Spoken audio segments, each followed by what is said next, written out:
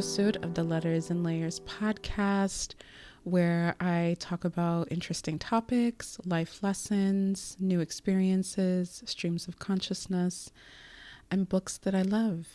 This is your host, Amaka, and I hope you enjoy this episode. How am I doing? It is Friday, February 14th when I'm recording, so happy Valentine's Day to all those who celebrate. I have just completed my workday. It was a little bit more involved than I had anticipated for a Friday afternoon, but nonetheless, I cannot complain.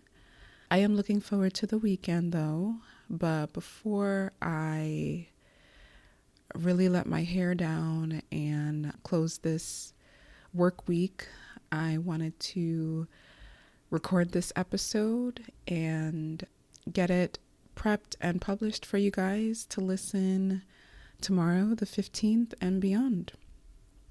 So I'm doing pretty well. I can't complain. It's a little snowy here in Chicago. The weather has been very inconsistent and annoying because a couple weeks ago we had a little break in the cold. It was rather mild. We were in like the high 30s, low 40s, and I have talked on this podcast a little bit about how I've developed a love for taking walks outside. And I'll probably talk about it a little bit considering the topic of this episode today.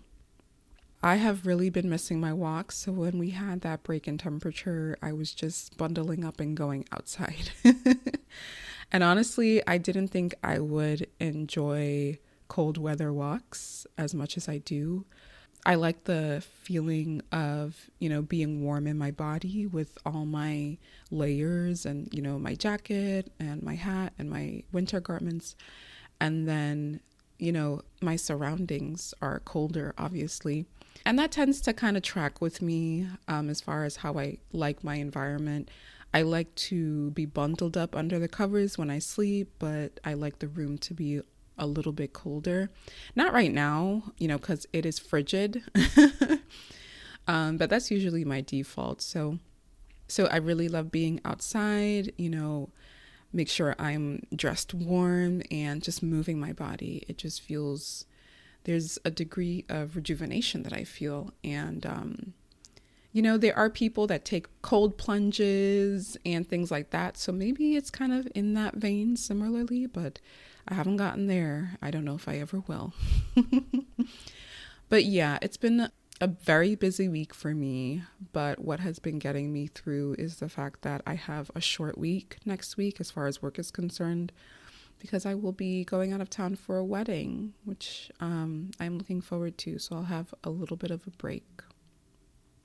But yeah, I talked to you guys in the last episode about how I lost the content that I recorded, which was an hour's worth, and I re-recorded pretty much the first half of what I had talked about on that episode.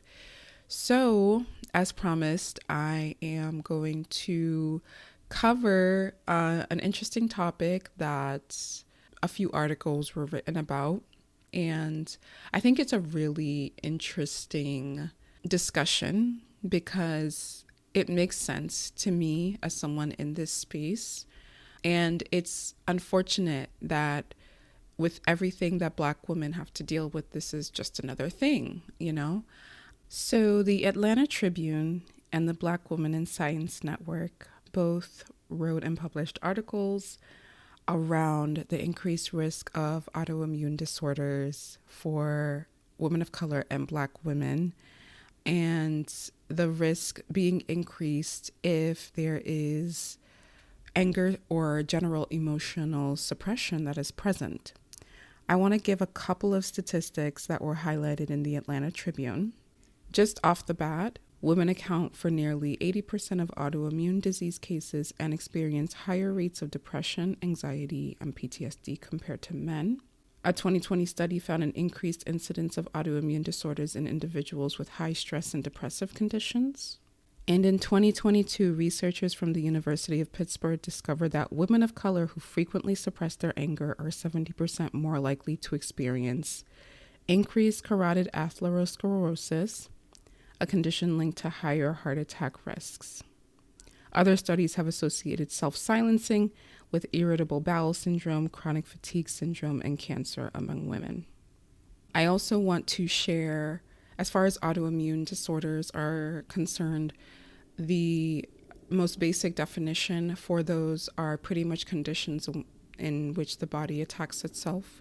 So some conditions that fall under that category are lupus, rheumatoid arthritis, multiple sclerosis, scleroderma, fibromyalgia, and Sjögren's syndrome. Lupus affects women 9 times more than men, and Sjögren's syndrome affects women nearly 20 times more than men. So I wanted to, re-record my thoughts on this topic because I think it's really important it's another reason why we have to take such better care of ourselves. There are challenges and limitations to being able to entirely eliminate stress from our day-to-day lives, but it's a matter of life and death, truly. However we're able to do it, however we're able to decrease it, even if it's just a fraction, even if it's just a percentage, will always be better than nothing. Dr. Gabor Mate, still referencing the Atlanta Tribune article, a renowned trauma and stress physician, emphasizes that repressed anger often manifests as autoimmune diseases. In his book, When the Body Says No, Mate describes how, quote, nice people who suppress their emotions are more prone to these conditions. I wanted to highlight that little piece because I know that there are Black women who constantly on a daily basis have to police what they say. They have to be hypervigilant and overly conscious about how they're presenting, what they're wearing, how they're responding, what their face looks like as far as the expressions that they're giving. It can be stress on the body. It can be exhausting. And it can get to the point where it is physically manifesting because that is energy that you're using to acclimate and to conform, honestly, in order to protect yourself is a protective mechanism and to survive in the environments that we find ourselves, thinking specifically corporate, work environments. That's how we protect ourselves. That's how we're able to get through the day. That's how we're able to get ahead sometimes. But it increases our risk for situations like this. Another thing, too, that I wanted to mention is the lack of validation that we often experience when we try and share what's going on with us. The interactions we have that we know are suspect, that we know are not genuine, that we know had malicious intent, that are oftentimes dismissed or minimized or not addressed the way they should be. Not being able to appropriately process and discharge that energy out of our body, it has to go somewhere. The book, The Body Keeps the Score, comes to mind in this regard because whether we rationalize these experiences away or, we try to say we're being too sensitive, it's not that serious, it has still happened and your body has taken note. And if it was a situation that is interpreted by your body as traumatic, it is going to have an effect on you. But if enough of these experiences happen, there's going to be a tipping point. There's going to be a point where you get to a fever pitch and something happens, whether it's a breakdown or whether it's a disease diagnosis or whether it's a panic attack or something. So it's really unfortunate that this is even a thing, that our experiences, not just in the workplace, but just in general, many times are invalidated. And they're not affirmed in the way other people's experiences are affirmed. We have enough of this happen to us, and then we wonder why we're struggling with these conditions, these diseases. We develop an anxiety disorder. We develop post-traumatic stress disorder. We develop something more physical like lupus or arthritis or chronic fatigue syndrome or fibromyalgia. Many times there is a physical reason for these things happening. There are cases where it can be hereditary.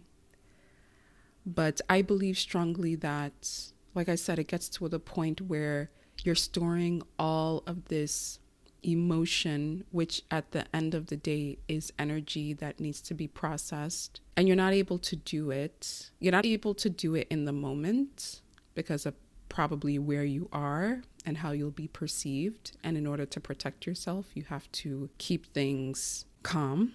And because of that, you don't have the space to do it in that moment. And then sometimes you never get the opportunity to address it because of everything that you're dealing with, life just being so busy. It feels like it's not priority, or there isn't enough time to deal with it. But that takes a toll. It takes a toll eventually. I want to give just a little bit of background biologically about how this happens, how autoimmune disorders can develop, specifically in women. So we are born with chromosomes XX, males are born with XY. There are functions that these chromosomes have. Because we have two X chromosomes, the possibility of there being a degree of overfunction, let me just use that word, is higher and can cause more issues if both X chromosomes are, working or not being controlled. So in this case, there is a molecule called XIST that is supposed to moderate the second X chromosome. And because of the stress, because of the inability oftentimes to process suppressed emotion, this XIST molecule can react by kind of going into overdrive and not only moderating the X chromosome, but moderating other functions that should be working as expected. And ultimately, it'll present physically as a condition that I listed previously, to where the body is attacking itself. So I just wanted to give a little bit of background in that way.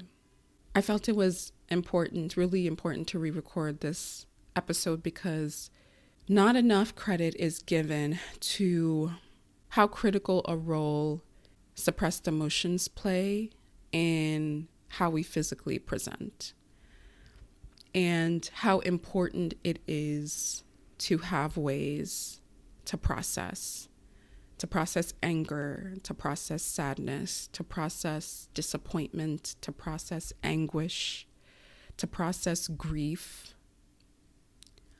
All of these emotions are real and tangible, and energy is meant to flow through you. It's not meant to be stagnant. So when you find yourself not being able to allow the energy to flow, this is where the risk of these conditions increase. I just want to quote some of the Black Women in Science Network article. It says that some studies suggest that women experience more chronic stressors than men, and that this might be due to an unfavorable social environment, which encourages women to neglect themselves and their self-care. In this environment, women are also expected to appear demure and amicable, which leads to many women suppressing emotions like anger. This is known as self-silencing. Levels of anger suppression can differ among cultures, but research suggests that anger suppression in any capacity is associated with increased levels of stress, which in turn can affect physical health. So this article is saying that this pertains to women in general, but I would argue strongly that there's an even higher degree of applicability to Black women specifically, just because of how we are perceived in society. Being angry in public, showing strong emotion in public is discouraged and can be punished. And as a result, we need to keep it in check. And not being able to have this space to do that and kind of conceal it and hold on to it is akin to kind of having a poison that you're not able to release and get rid of. Negative emotions play a role in telling us how we're feeling and what we need to do. But having negative emotions fester is where I think the poison analogy rings true. It says further down in the article, and poses the question, what does this mean for Black women? Intersectional factors such as racism can mean that Black women experience more stress than our white counterparts. To add to this, the negative stereotype of the angry Black woman can often lead to Black women feeling reluctant to express any anger that they feel, particularly in professional spaces or around non-Black people. This can unfortunately affect our physical and mental health and mean that we are more likely to experience immune dysfunctions and subsequent autoimmune disorders. So what do we do? What do we do? I want to offer some suggestions. Some of them I'm sure I've mentioned on the podcast already in different contexts, but would still apply here. I want to offer suggestions that I hope can be utilized. If it can't be utilized in the moment when the incident or experience happens, I hope it can be utilized in a way that it is too much time does not pass, where you can finally process how you're feeling and let the energy flow through you of the emotion that you're experiencing and discharge it entirely so that you're not holding on to it and you don't let it fester. One suggestion that I would make, which I've made on the podcast before, are voice memos. Voice memos are a quick and easy way to kind of just word vomit how you are feeling. If you need to curse, if you need to swear, if you need to call whoever annoyed you or hurt you a bunch of names, if you just need to get the emotions out, that's a quick and easy way to do it. And another thought that I have around voice memos is that even if no one is around you to validate how you're feeling and what you're saying about what happened to you, there is something about being able to say how you're feeling and let the words out and have something recorded and then listen back to it that allows you to validate it for yourself. Almost to the point where the need for someone to affirm and validate what you're feeling is less. I know that's true for me.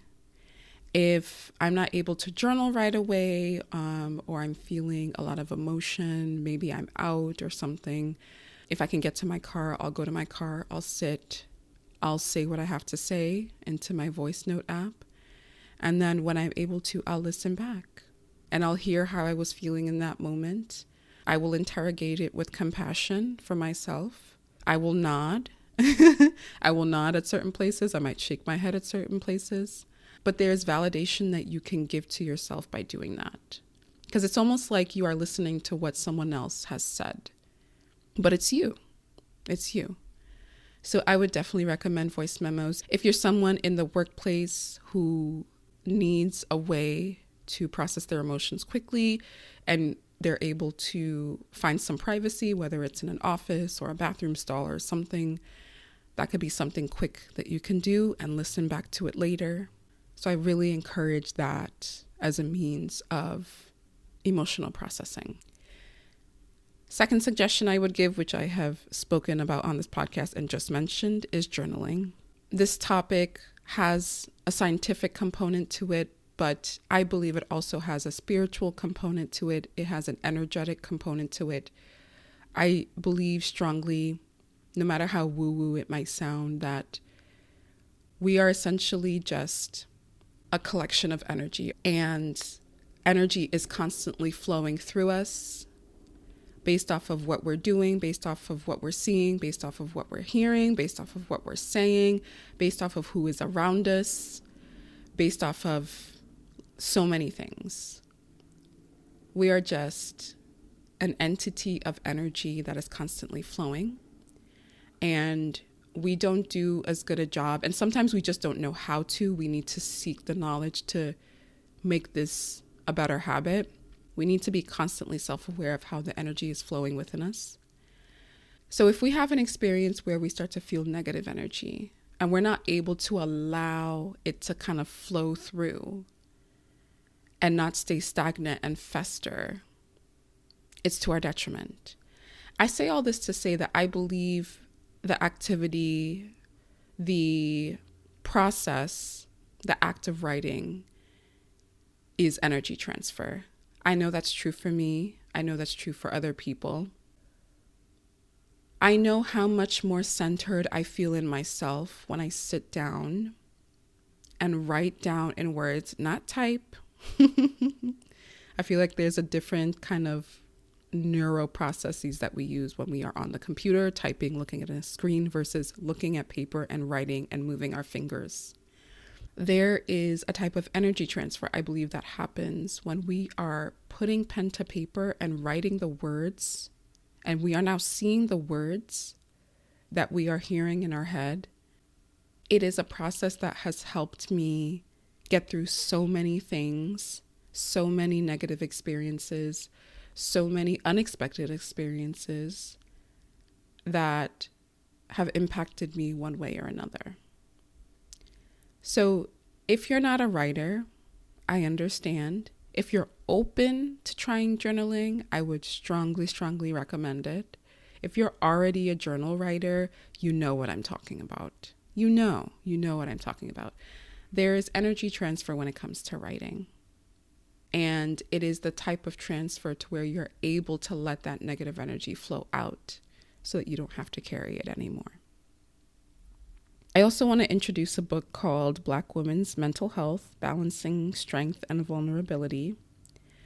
It is a collection of chapters that have been written by therapists, psychologists, mental health clinicians, researchers who are devoted to the health and wellness of Black women. And it was edited by Stephanie Y. Evans, Kanika Bell, and Nsenga K. Burton. I just want to highlight a couple of points in the chapter Sisters on Sisters that was written by Kanika Bell. She gives 9 steps toward inner peace for Black women. And I'm not going to read everything. It's a pretty dense book, but I think it's worth the buy if you're interested in looking into it. I just want to identify a couple of points that she made in an effort to offer more suggestions on how to deal with emotional suppression and anger suppression to the point where it becomes routine and practice. Like I said, I won't be able to highlight all the points, but there are a few that stuck out to me that I wanted to share. One of the suggestions that Kanika offers in this chapter is to declutter and to prioritize making your space a place that you always look forward to coming back to and seek refuge in. Black women need to rid themselves of people, items, and habits that are unhealthy, create chaos, and stunting growth. One such method of decluttering is to master the art of delegation. A significant number of practitioners cited a continual lack of time for the self as a trigger for stress and subsequent depression and anxiety symptoms. Many Black women may see delegation as weakness, an announcement of ineptitude. But moving things off one's plate was cited as a key stress relief strategy among populations.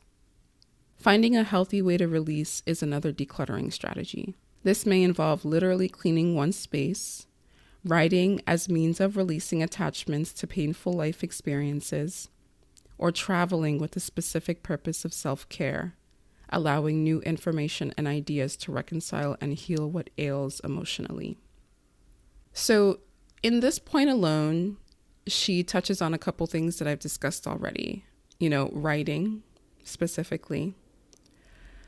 She talks about decluttering not only your physical space, but essentially your mind and anybody around you who may not be the most supportive or compatible to the life that you want for yourself and that you want to live. One point that I also want to hone in on specifically, because I think this is applicable to me, and I know that there's a degree of privilege to being able to do this, but she mentions traveling. I am a fond traveler. I did, talk about my trip to Portugal last month, but I want to stress that traveling does not have to be complicated. It does not have to be so involved. You don't have to cross an ocean. I want to be flexible with the meaning of travel in this context because I think it can apply to short distances. I think at the end of the day, if you are just laying your eyes on something new and you find yourself in a new place that you've never been before, and you are processing external stimuli that you've never seen before, and you're making new brain connections because of the new environment you're in, then you can consider that travel. You can consider that a trip. I want to encourage, and Black women are on their travel game, but I want to encourage more Black women if they're on the fence, if they're not quite sure. I want this to be encouragement coming from me to do more travel, even if it means going to another part of your town that you've never been to, even if it means just, going to a neighboring state. I want us to, like I said, be flexible about the definition of travel in this case, because the more experiences that are new and novel that we're able to give to ourselves, the less space we're going to be able to give to experiences and people that seek to invalidate that for us. I know it often helps me if I have something travel related coming up to let certain situations kind of go and roll off my back, because I know that good things are coming. And I'm not saying dismiss what happened to you or don't address it, but it's almost like a muscle. If it doesn't have the ability to get to you, to get under your skin, then you have an easier time letting that situation go. Creating a life and being empowered in making new experiences for yourself will limit the ability for these negative experiences to have such an impact on you and ultimately have this negative energy weigh on you and not be able to process it in real time or as soon as you can. So I hope that makes sense. I'm a huge proponent of travel because it is a consistent reminder for me that the world is so big. There's so much to see. There's so much to do. There's so many people just living their lives. And the world is so much bigger. And my life is so much bigger than whatever is happening in this moment or in the workplace or with this person. So I think travel just helps to have a clearer perspective on things, a sharper perspective on things. And I think it helps us to move on quicker from challenges, interpersonally or otherwise, that may have kept us down for longer than we'd like. Another strategy that I have mentioned in the past is meditation. There's nothing like it.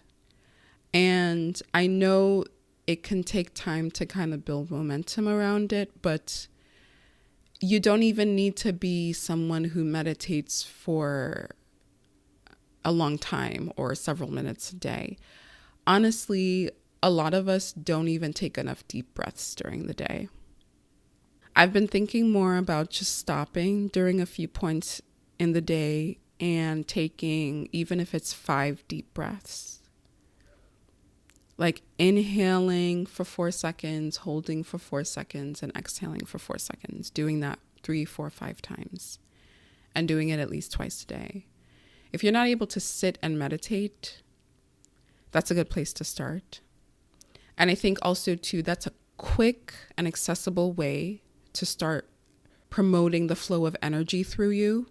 When you kind of go through something that was challenging or jarring or even traumatic, I think this might be the most important one, actually, now that I'm thinking about it, because it is something that you really don't need anything. You don't need a phone. If you want to, if you're thinking a voice note, you don't need pen and paper. If you're writing in your journal or anything like that, it's literally just you. It's just being able to find a space, even if you're in your cubicle, even if that's where you work, you can sit down, you can close your eyes, and you can take however many deep breaths you need to just almost like you're doing like a triage of sorts, or you're actively trying to stop the bleeding, and just close the wound until you can get to a point where you can actually do the surgery, if that makes sense. So 1000% recommend that. I think the last thing I'll say is this can be hard, but if you have a support circle that you're able to talk to that is truthful and honest with you, and you feel safe to share with them what's going on, I think that's also an amazing tool to have in your arsenal. I know that's not the reality for everybody, and people may have disappointed you in the past. But if you're in the position where you have friends or family who are a safe space for you, and you're able to go to them and tell them what happened, and they can process with you, they can allow you to vent, they can allow you to cry, they can get you through to the other side, then make sure that you use that as a tool as well. Because human beings are social beings, even though unfortunately it feels like things are getting harder when it comes to being a community and being there for one another. Use the opportunity to lean on your friends and family, because we're not supposed to do it alone. We're not supposed to do life alone. I'm talking to Black women, as I always do. We're not supposed to do life alone, even though things can feel lonely at times, and it can feel like we have to do everything and that we have no one to help us. We're not meant to do it all alone. So if you have a person or people that you can lean on them. Share with them what you're feeling. Bounce ideas off of them. Let them know that you appreciate them, because we shouldn't have to handle everything alone if we don't have to. So I'm going to end the podcast here. I hope you guys enjoyed this episode. As always, please share, please recommend, please rate and review on your preferred listening platform. Contact me at thelettersandlayers.com if there's anything you'd like to share with me, anything you'd like my 2 cents on that you don't mind me sharing on the episode. And give us a follow. We have a new Instagram page at The Letters and Layers Pod. I post clips of episodes there and a lot of arts. I think that's what I'm going to focus on primarily. If it's not podcast content, it'll probably be like artsy creative content too. Thank you guys, as always, for listening. I appreciate you so much, and I will talk to you on the next episode.